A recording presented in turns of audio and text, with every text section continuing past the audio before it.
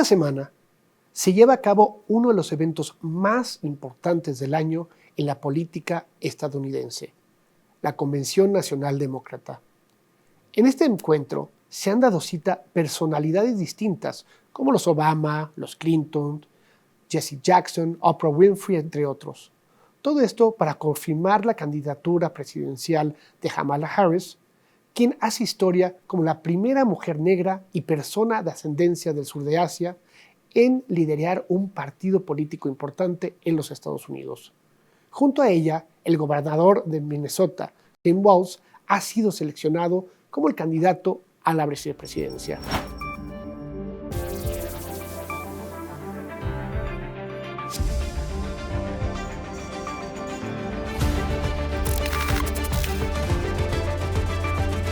Bienvenidos a este episodio de tu programa El Vecino Incómodo, aquí en Eje Central.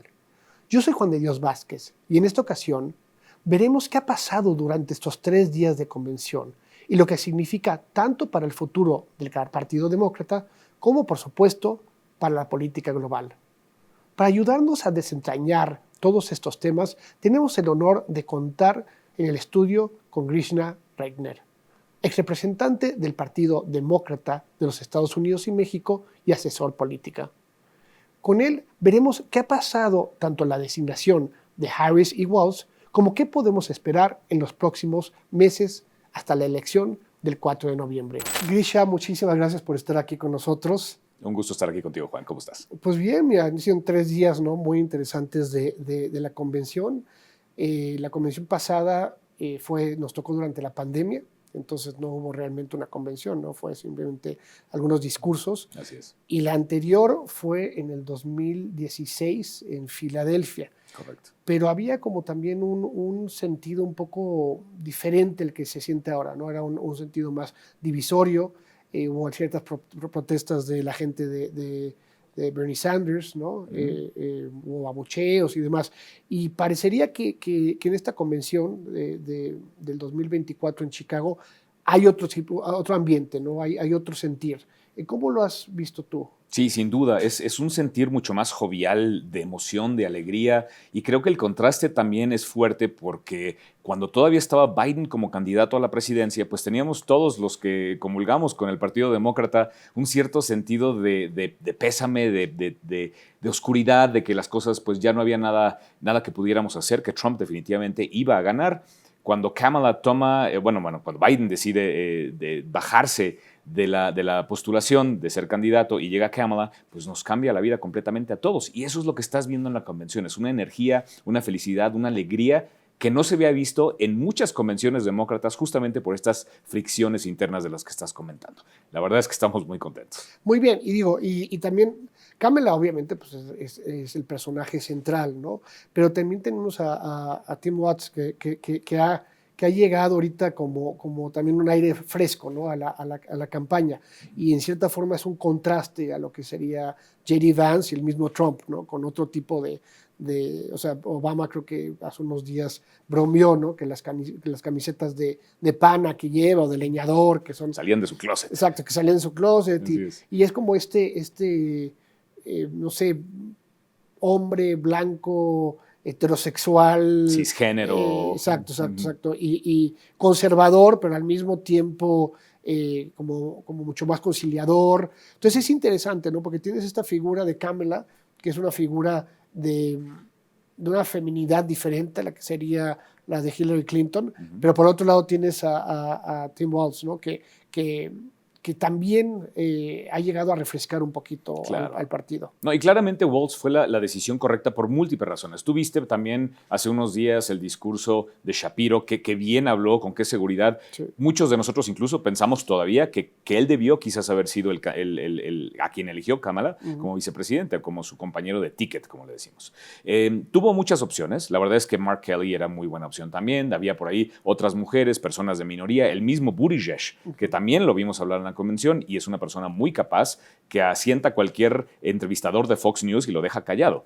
Creo que es la opción correcta y más allá de un contraste con J.D. Vance, realmente lo que hace Tim Walz es que es un contrapeso.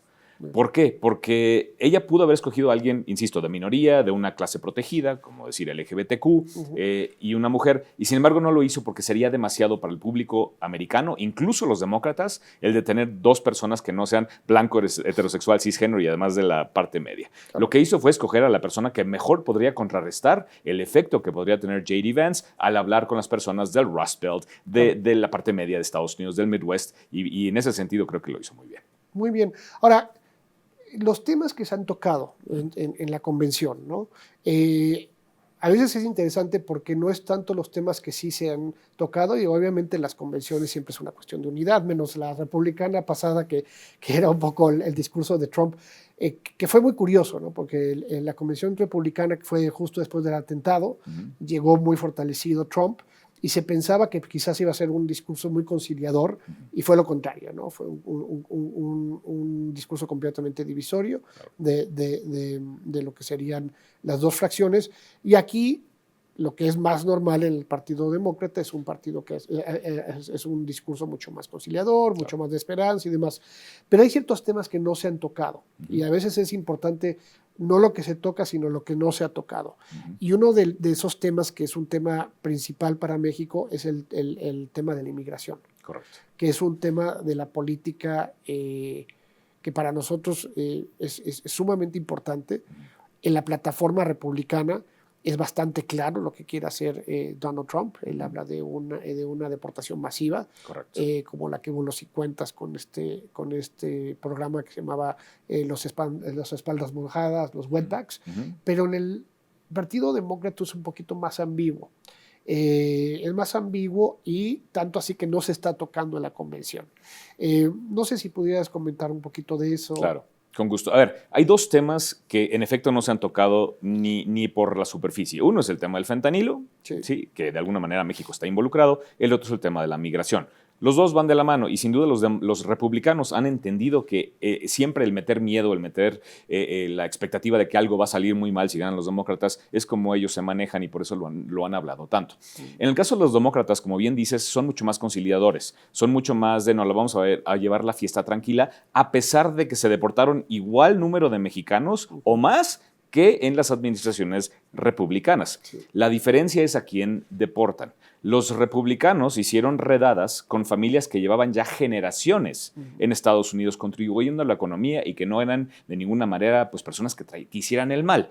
La diferencia con Obama y hasta cierto punto también con Biden es que a quienes deportan o deportaban fueron a personas que acababan de entrar a Estados Unidos de manera indocumentada o ilegal, o que habían cometido algún crimen en Estados Unidos. Creo que todos, incluyéndonos a los mexicanos que vivimos aquí, pues no queremos que entren personas ilegalmente al país ni que vengan aquí a hacer crimen. Creo que todos estamos de acuerdo en que en una nación soberana pues no es algo que quieras incluso dentro de tu sociedad. Claro. Pero la realidad es esa, comentas bien, los demócratas tienden a no hablar de eso, a fin de cuentas sí lo hacen, sí lo ejecutan, pero procuran no meter ese miedo, sino simplemente actúan como ellos, conforme ellos consideran que es correcto. Y eso es lo que estás viendo aquí en esto. Muy bien. Y el otro tema que también nos ha tocado es la guerra en Gaza, ¿no? Que al fin de cuentas, bueno, obviamente es un tema muy complicado, es un tema muy difícil. Grandes contribuyentes del partido, tanto republicano como demócrata, pues son gente de religión judía o de ascendencia de alguna población hebrea importante. Claro. Pero algo interesante es que Biden sí hizo referencia en su discurso y habló de que quizás no se tenía que estar metiendo tantos recursos a la guerra, ¿no? Lo cual fue algo indirecto, pero sí aludió un poquito, ¿no? Lo pregunto por la cuestión de si en los próximos meses tú crees que eso sea un tema que se toque más en los debates, si es que hay debates con Kamala. Obviamente no lo van a hacer en la propaganda, pero ¿ese es un tema que podría surgir en los próximos meses de aquí a noviembre? Yo creo que sí, y en gran parte va a surgir porque la postura de Trump y de J.D. Vance, que además lo apoya en esto, es que Estados Unidos debe dejar de estarse metiendo en guerras que de alguna forma no le atañen, ¿no? Hablemos de los intereses de Estados Unidos. Lo que pase o deje de pasar en un país como Ucrania, ¿sí? Que de alguna manera está al lado de Rusia y siempre han tenido problemas entre ellos dos, pues de alguna forma sí es que está haciendo Estados Unidos ahí. ¿Por qué estamos metiéndole billones de dólares a esa guerra que de una u otra manera pues no trae ningún beneficio para Estados Unidos, más allá de proteger o ayudar a nuestros compinches europeos? En el caso de Palestina es lo mismo. Estados Unidos está en una situación muy incómoda, porque Estados Unidos de una u otra manera siempre apoya a Israel. Pero también el estar apoyando a Israel económicamente, financieramente y bélicamente para hacer lo que muchos llaman un genocidio, sobre todo del lado de los demócratas, pues obviamente es algo que es una postura que ¿cómo la balanceas? Claro. ¿No? ¿Cómo dejas de apoyar a Israel, que es además el socio más importante en el Medio Oriente para Estados Unidos, y por otro lado lo apoyas en lo que está haciendo? Y otra analogía, los ucranianos dentro de esta guerra con Rusia, donde está siendo apoyado por Estados Unidos, fueron a destruir la línea de gas que alimenta a Europa. Incluso Alemania ya dijo que va a dejar de ayudar a Ucrania a raíz de esto. Entonces, Estados Unidos y el Occidente en general se encuentran en una encrucijada entre una situación muy compleja por un lado y un peligro por el otro, en donde no tienen un camino, un espacio muy amplio para moverse. Yo creo que va a salir, pero creo que lo van a manejar muy delicadamente, porque cualquier postura que tome, ya sea el lado republicano o el lado demócrata, es una postura que eventualmente se va a hacer una bola de nieve que puede ponerlos en más aprietos todavía más adelante. Muy bien, no, otro tema importante, perdón, que no sé, que creo que no se ha tocado hasta ahora, pero que va a salir es el tema de China, ¿no? Obviamente hay constante, siempre se acusa mucho de que las políticas demócratas son muy suaves, ¿no? Claro. Con China, pero curiosamente hace unos meses, algunas semanas, Biden sacó una ley en la cual le da un tiempo a TikTok, por ejemplo, de que salga de los Estados Unidos, ¿no? Entonces es... o que se venda. O que se venda, exactamente.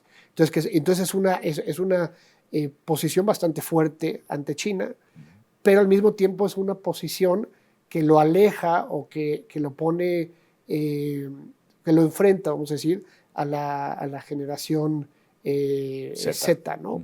Entonces, de nuevo, ¿no? ¿Veremos más ese tema en los próximos meses? Yo creo que China definitivamente, los demócratas son famosos, digámoslo así, por ser muy liberales en el tema de libertades personales, pero en el tema económico pues siempre sabemos que tienden un poquito más hacia las restricciones. Una de ellas es el tema de TikTok, otra es el tema de controles de precios, que ya lo hicieron hasta cierto punto con las medicinas, pero fue más un tema de negociación, pero ya la misma Kamala dijo que probablemente estarían metiendo controles para evitar el que artificialmente subieran los precios. Ahora, el tema de China va más allá de los temas fiscales o económicos internos de Estados Unidos.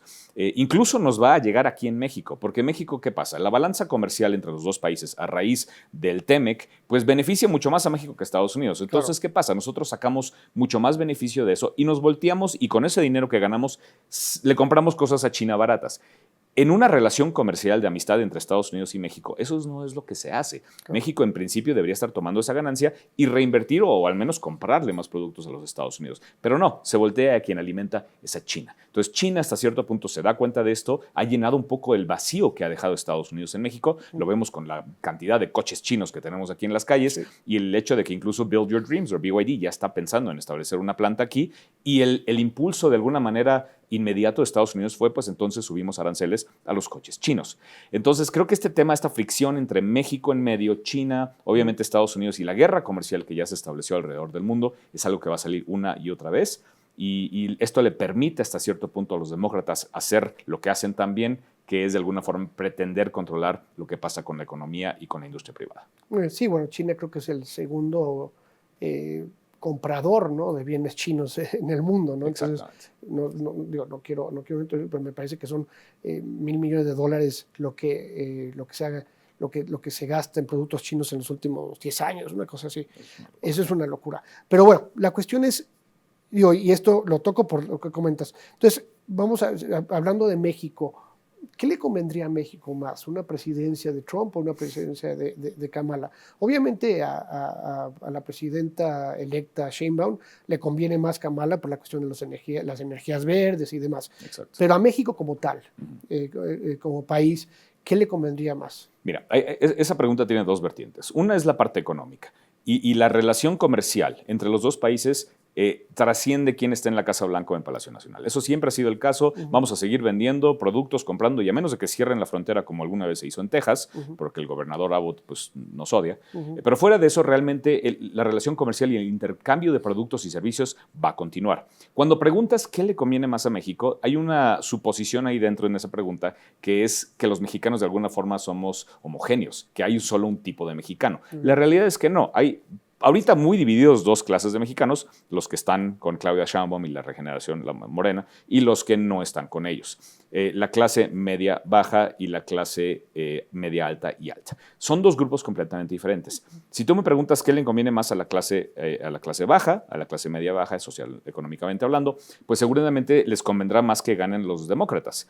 ¿Por qué? Porque ellos van a respetar la soberanía de México, no van a atentar contra el control que pudiera llegar a tener Claudia Sheinbaum del país, y entonces maneja una figura fuerte, son dos mujeres, las primeras mujeres presidente en los dos países, y obviamente eso le va a convenir. Ahora, ¿qué le conviene al grupo socioeconómico más alto en México? Pues probablemente que queremos un Estado de Derecho, que queremos ley y orden en este país, y que queremos a alguien que meta calambres, si lo quieres decir así, para que los cárteles se controlen. El único que ha amenazado, por lo menos, en hacer algo es Trump. Habló de mandar misiles a México, habló a lo mejor de mandar tropas, y sabemos que él ha utilizado las herramientas que tiene en su poder para obligar al Estado mexicano a hacer algo que de alguna forma además le beneficia a Estados Unidos. Recordemos que a Estados Unidos no le importa en lo absoluto lo que pase o deje de pasar en México y con nosotros. Ellos lo hacen por sus propios intereses. Pero dado el tema de la migración y el tema del fentanilo, que son los cárteles que atentan contra nuestra seguridad, pues ahí sí ellos van a decir, o haces algo con los cárteles, o te subo otra vez los aranceles o te amenazo con subir los aranceles. Entonces, a nosotros que queremos ley y orden y paz y tranquilidad y seguridad en las autopistas mexicanas y en todo el país, pues a lo mejor nos conviene más alguien que meta, insisto, perdón el coloquialismo, pero un calambrito aquí en México, claro, para que metemos orden. Ahora, una cuestión, pero se pierde la soberanía también, ¿no? Entonces, ¿qué nos importa más? ¿Ley, orden, seguridad o soberanía? Sí, y esa pregunta cada mexicano la tendrá que decidir por sí mismo, pero sí hay una alta correlación entre la respuesta a esa pregunta y dónde estás en el espectro socioeconómico. Claro, digo, bueno, es interesante porque justamente lo que pasaba con Trump es que lo que se comentó es que querían pasar una ley para que los cárteles fueran vistos como exacto, como organizaciones terroristas y pudieran intervenir.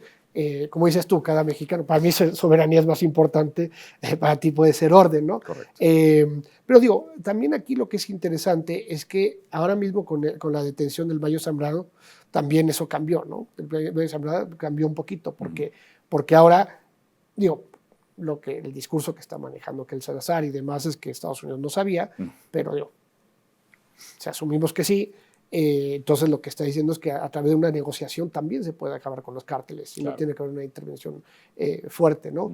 Pero digo, es interesante lo que dices tú, al final de cuentas no puede ser no es una respuesta monolítica, sino que pues una cuestión que puede ser mucho más abierta, ¿no? Claro. Y yo argumentaría un poquito, y entiendo la importancia de la soberanía. Sin duda, el que venga un ente externo al Estado mexicano a de alguna forma pretender intervenir a detrimento de nuestra seguridad, obviamente es algo que nos preocupa. A mí también. Pero también argumentaría yo que el que cárteles como los que tenemos en este país, que es un cáncer que está metido hasta la cocina en cada municipio, estado y parte del gobierno federal, pues si realmente eso también no viola la soberanía, sea de un ente extraño, externo, o de la misma gente que está aquí, que tienen otros intereses que no son los mismos del pueblo y del Estado mexicano, hasta cierto punto también viola la soberanía, ¿no? Sí, digo, eso otro día podemos platicar claro. de eso, porque es un tema más grande, ¿no? Claro. Pero regresando, ¿no? A lo que nos atañe aquí, que es la Convención Demócrata, ¿no? Claro. Y el Partido Demócrata, ahora mismo parecería que Kamala está arriba en las encuestas, ¿no? De acuerdo. Parecería. Sin embargo, estos días Kennedy Jr., ¿no? Ha dicho que ha coqueteado, ¿no? Con la idea de irse con Trump, buscando quizás que le dé una posición, ¿no? En su gabinete. Y sí, eso sí cambiaría la balanza. Sí y no. El porcentaje más alto que llegué a ver de Kennedy fueron 5 puntos porcentuales. Ajá. Y realmente no en los estados bisagra. Ok. Entonces, más en los estados republicanos. Ok. Del lado de los estados bisagra, que son donde ya Kamala lleva una ventaja de entre 2 y 0.5 porcentuales, ¿no? Sí. En los 7 estados bisagra, pero sobre todo en los importantes. Tú sabes perfectamente, Sí. Pennsylvania es uno de ellos. Sí. Pues ya lleva ventaja Kamala. Sí. Y a nivel nacional, en cuanto a pretensión de voto o intención de voto, ya está en algunas encuestas incluso 8 puntos porcentuales arriba. Muy bien. ¿Sí? ¿Qué tanto le creemos a las encuestas? Es una pregunta que debemos hacernos todos, porque en las últimas elecciones pues, realmente nos han fallado en todas. Pero la realidad es que una cosa son 3 puntos porcentuales, que es el margen de error típico, más o menos 3 puntos, Sí. pero ya estamos hablando de 5, 6 y hasta 8 puntos de diferencia. Claro. Y eso nos da pues mucha esperanza a los demócratas de que, aunque estuviera fallida por 3, 4 puntos, aún así, lo que sí va a ser es una elección muy reñida, muy cercana, y vamos a tener nuevamente los mismos cuestionamientos que tuvimos la vez pasada, en donde Trump intentó hacer una insurrección, ¿no? Derrocar a un gobierno elegido democráticamente y poniendo en tela de duda la democracia más fuerte y estable y robusta y creíble del mundo. Claro. Entonces, creo que vamos a tener una situación particular. Dudo mucho, a menos de que estas encuestas sigan aumentando y la diferencia de Kamala siga aumentando de igual manera, pues vamos a tener una situación similar donde no vamos a saber quién va a ser el presidente de los Estados Unidos hasta 1, 2 o hasta 3 semanas después de la elección, como fue la vez pasada. Muy bien, y hoy en ese sentido, digo, ya lo hemos comentado aquí en el programa, pero igual creo que es importante que tú lo comentes un poco.